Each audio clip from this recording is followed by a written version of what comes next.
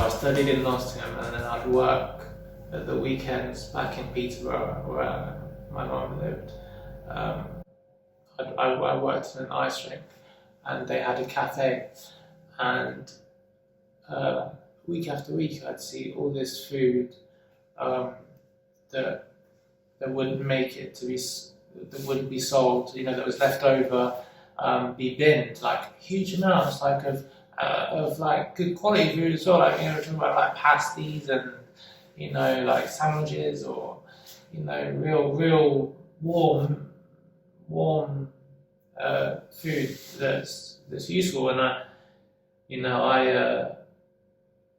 growing up from where I grew up, and knowing what I knew those people that definitely would appreciate a warm, toasty, especially in November, December, January, whenever it was. So I kind of had a word with the manager, and she was really, really sweet. And legally they're meant to bin it, but I'd take some and I'd put it in my bag. I'd bike into town, and I'd hand it out to all the homeless community, just independently, just on my own. And then, but over time, that I was doing this on a weekly basis, and it felt amazing, and but I then built rapport with these people. I built relationships and even friendships with these people, because from just handing the food out and them saying thank you, to me actually sitting with them and having a talk and getting to know them on a personal level, and them getting to know me on a personal level. Anyway, when I hit about 20, 21, through complex reasons, multitude of reasons, I got diagnosed with bipolar. So from childhood trauma and things happened when I was younger, and something had triggered when I was about 20 or 21. I ended up becoming really mentally unwell.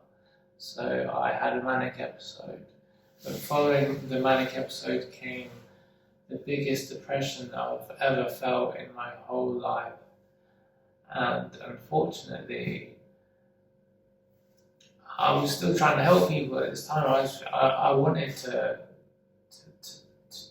die, to be honest. Like, I attempted suicide, but I was still, really trying to help people, because that was kind of, I'll be honest, that helping people was the only time that the pain kind of went away. But anyway, unfortunately, these relationships that I've made with some of the homeless community meant that I had direct access to heroin. It was as easy as that, and I'd seen what it had done to people. I'd seen the effect, the like anesthesia kind of effect, where it would take away pain. Like, I'd see the pain literally I'd see them just, I'd see it happen in front of my eyes, and I wanted that, because it was just this ongoing, visceral pain inside that just wouldn't go, and I just didn't want to be here anymore. So I guess you could call it self-medicating, but also I had little value of my own life. So I then started taking heroin. So what went from turning from me helping people, then unfortunately led to me becoming a heroin addict.